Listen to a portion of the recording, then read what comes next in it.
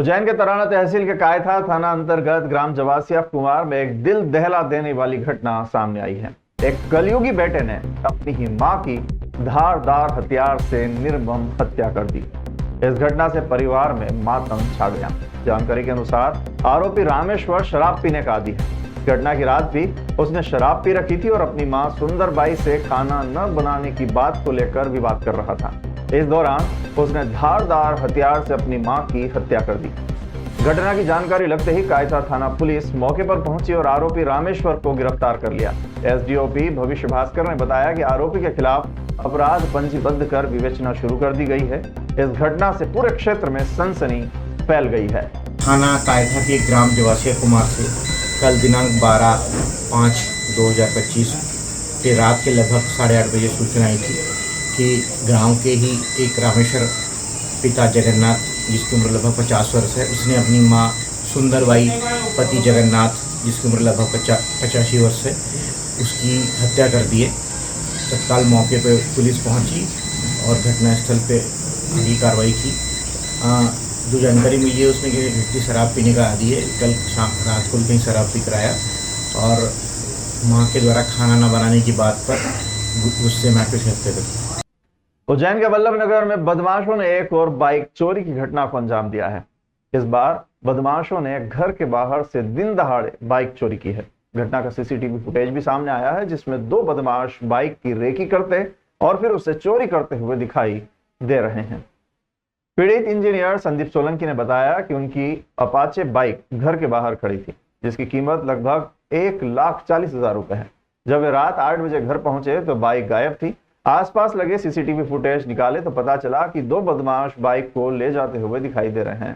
संदीप ने बताया कि उन्होंने बदमाशों के फोटो सोशल मीडिया पर डाले, जिसके बाद कुछ लोगों ने फोन करके बताया कि इन्हीं दोनों बदमाशों ने 2 और 4 मई को माधवनगर थाना क्षेत्र से 2 अन्य बाइक की चोरी की थी। पुलिस ने बाइक चोरी के मामले में एफआईआर दर्ज कर जांच शुरू कर दी है। पुलिस सीसीटीवी फुटेज के आधार पर बदमाशों की पहचान करने की कोशिश कर रही है। श्री महाकालेश्वर मंदिर प्रबंध समिति ने आगंतुक श्रद्धालुओं की सुरक्षा को ध्यान में रखते हुए एक महत्वपूर्ण कदम उठाया है। मंदिर में कर्तव्यरत पुलिसकर्मियों, होमगार्ड के जवानों और मंदिर कर्मचारियों के लिए 4 दिवसीय अग्नि सुरक्षा प्रशिक्षण कार्यक्रम प्रारंभ किया है।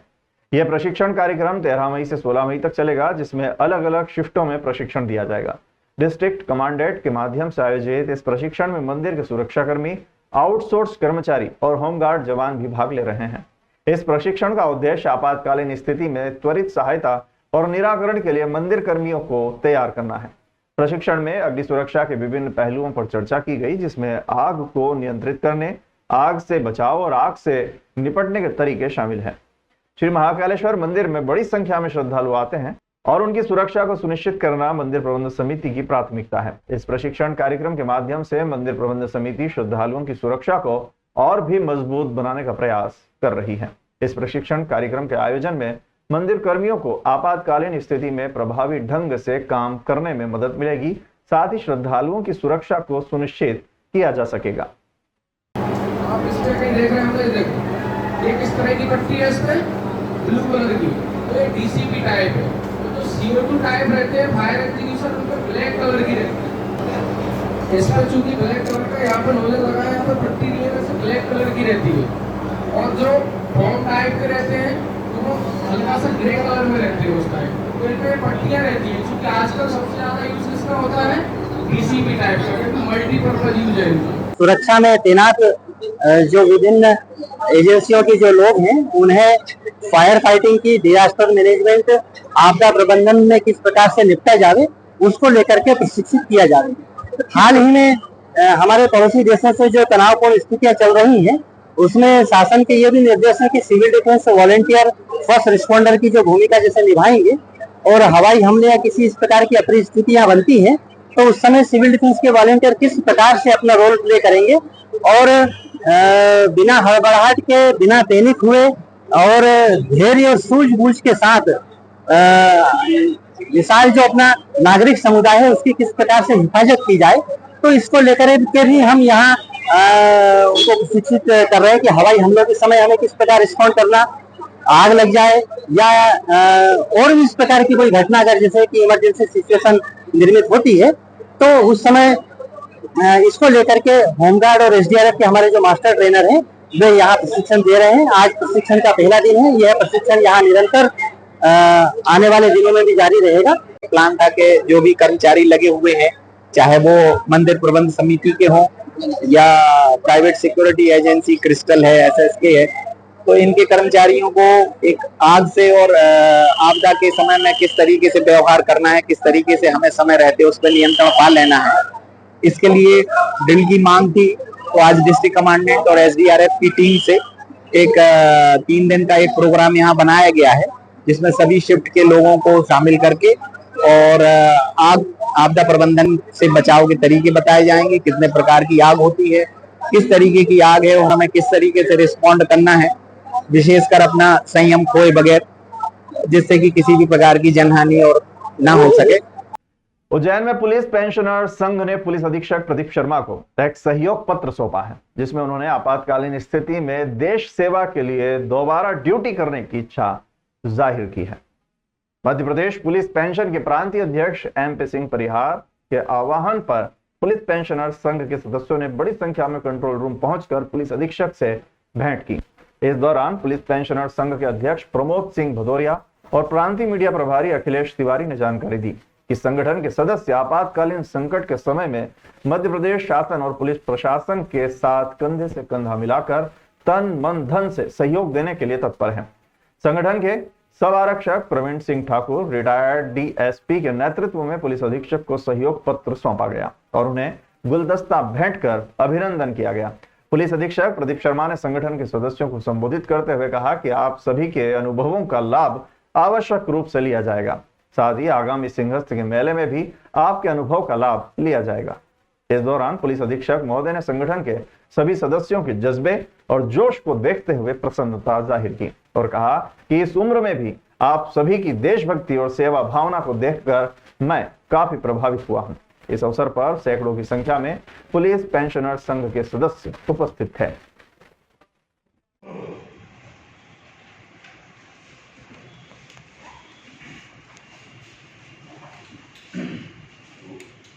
रिटायर्ड समय में हम लोग रिटायर हो गए, हम लोग शासन के देश लोगों के लिए उपलब्ध हैं। मैं ये जानता हूँ कि आप लोगों का रोज हमारे साथ सहयोग देना अब संभव नहीं है, क्योंकि इतनी लंबी नौकरी के बाद आपको इवेंचुअली हम बस 20 साल का वॉलंटियर जिसकी ट्रेनिंग नहीं हुई, 70 साल का रिटायर्ड आदमी जिसकी पूरी ट्रेनिंग के, जिसमें DSP सामान भी हैं।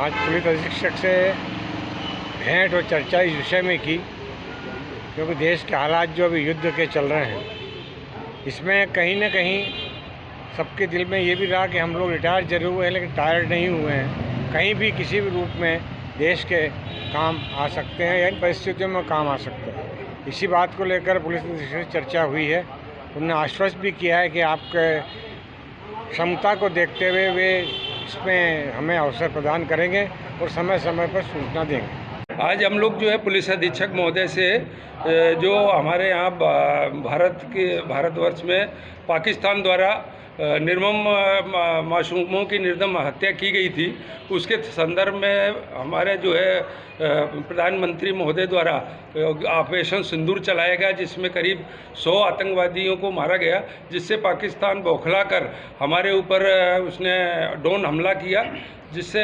काफ़ी हमारे सेना ने उसको नष्ट किया अब मोटारों से और उससे उनको वहाँ ध्वस्त किया। इसकी तातर में अगर कोई युद्ध जैसी संभावना होती है आंतरिक सुरक्षा में, हम लोग पुलिस अधीक्षक महोदय से मिले कि हम सेवानिवृत्त पुलिस जो अधिकारी कर्मचारी हैं वो इसमें सहयोग देने के लिए तत्पर हैं। कोई भी काम के लिए हम तैयार हैं। हमारे उज्जैन ज़िले में करीब 200 से 225 के करीब कर्मचारी हैं, जो हम लोग इस पेंशनर कर्मचारी पुलिस हैं, जो हम लोग इसमें सेवा देने के लिए तैयार हैं। ये हमारा लोगो पुलिस का जो वो है उसके उज्जैन पुलिस के उसके हम पहन कर आए और हमने ये संदेश दिया कि हम लोग तैयार हैं। अगर युद्ध में कोई भी वो आवश्यकता पड़ती है तो हम तैयार हैं। उज्जैन के हरिफाटक पुल के समीप बनी यातायात पुलिस चौकी पर एक बड़ा हादसा हुआ है। उज्जैन स्मार्ट सिटी लिमिटेड द्वारा स्थापित भारी भरकम गैंट्री बोर्ड अचानक गिर गया, जिससे चौकी बुरी तरह क्षतिग्रस्त हो गई। गनीमत रही कि इस घटना में किसी के हताहत होने की खबर नहीं है। घटना की जांच से पता चला है कि गैंट्री बोर्ड ठीक से स्थापित नहीं किया गया था, जिससे यह हादसा हुआ। बोर्ड का मुख्य उद्देश्य सड़क उपयोगकर्ताओं को सुरक्षित और कुशल यात्रा प्रदान करना है, लेकिन इसके गिरने से अब यह उद्देश्य ही विफल हो गया।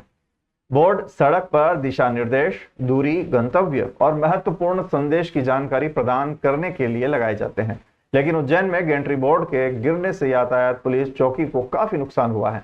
इस पर चौकी की मरम्मत करना आवश्यक हो गया है ताकि यातायात पुलिस अपने कार्यों को सुचारू रूप से कर सके।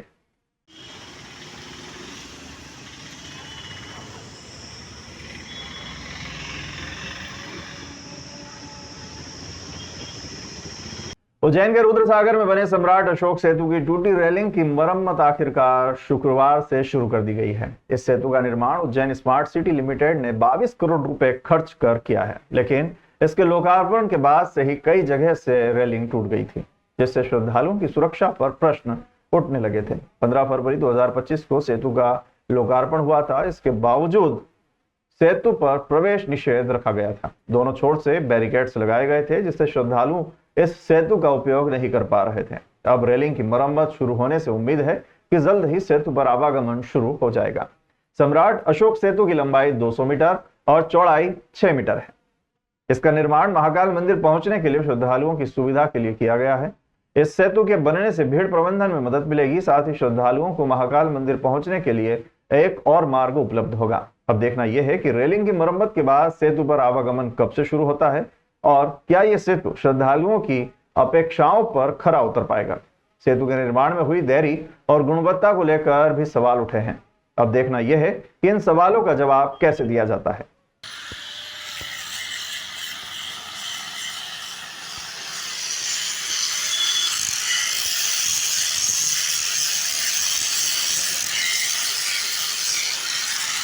भोपाल बस हादसे के बाद उज्जैन सहित पूरे मध्य प्रदेश में बसों का सघन चेकिंग अभियान शुरू हो गया है। मुख्यमंत्री डॉक्टर मोहन यादव के निर्देश पर सोमवार से प्रदेश भर में यात्री और शैक्षणिक वाहनों की फिटनेस की सघन जांच शुरू हो गई है। उज्जैन में आरटीओ और ट्रैफिक विभाग की संयुक्त टीम अलग अलग स्कूलों में पहुंच रही है और वाहनों का फिटनेस टेस्ट, ड्राइवर की जांच और अन्य जरूरी दस्तावेजों की गहन पड़ताल कर रही है। इस अभियान की निगरानी खुद आरटीओ संतोष मालवीय और ट्रैफिक डीएसपी दिलीप सिंह परिहार कर रहे हैं।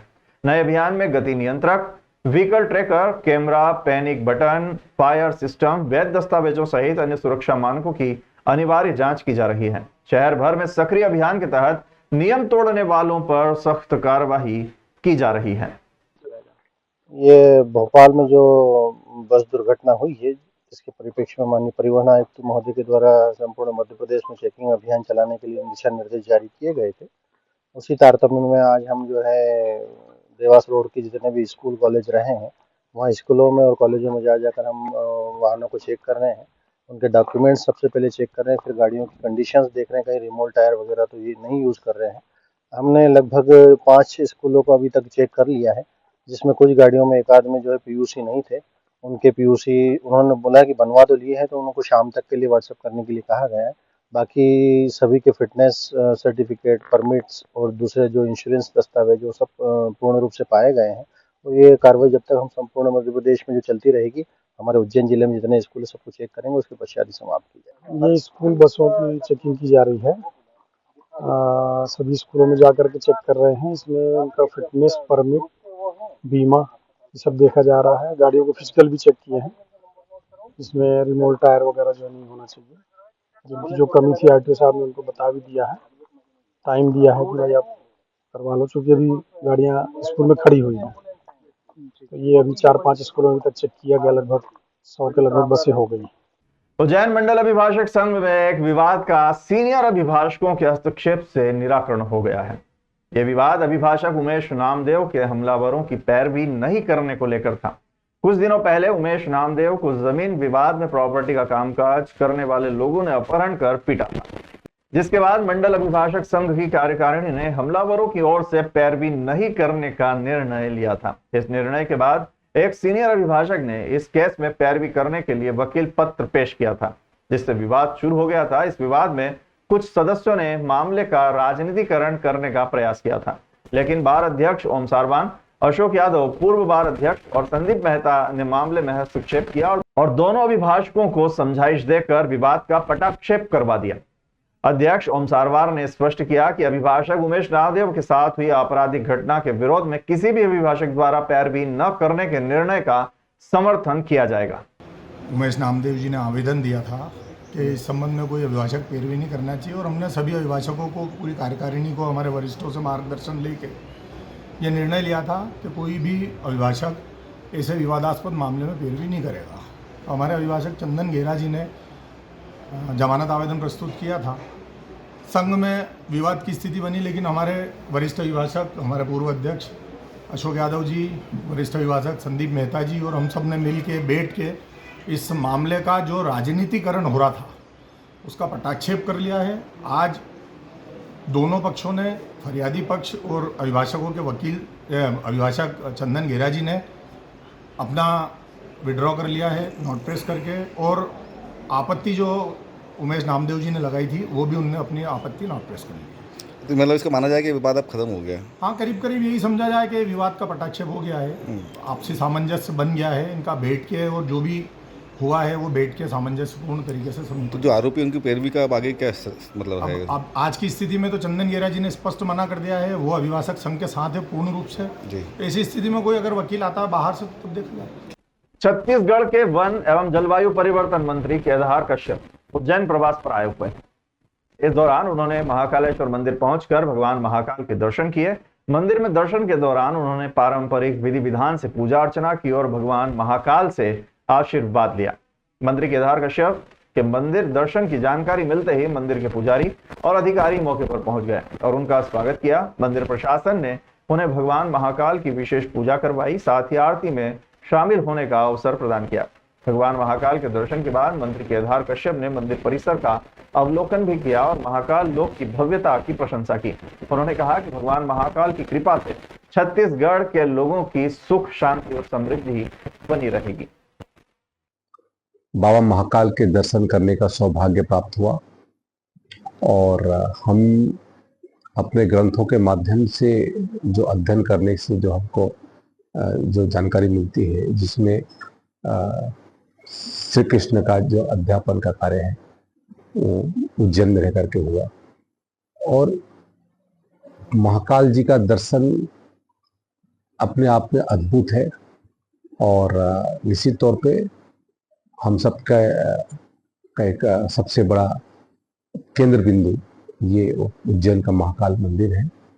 और मैं पूरे मध्य प्रदेश की सरकार को इसके लिए बधाई देता हूँ, जिस तरीके से महाकाल का इस पूरे उज्जैन का कायाकल्प हुआ है और सनातन की रक्षा की दृष्टि से लगातार देश के यशस्वी प्रधानमंत्री माननीय नरेंद्र मोदी जी इन क्षेत्रों को जिस तरीके से विकसित कर रहे हैं, उससे हम सबका गौरव तो बड़ा है, देश का भी मान सम्मान पूरे वैश्विक पटल पर स्थापित हुआ है।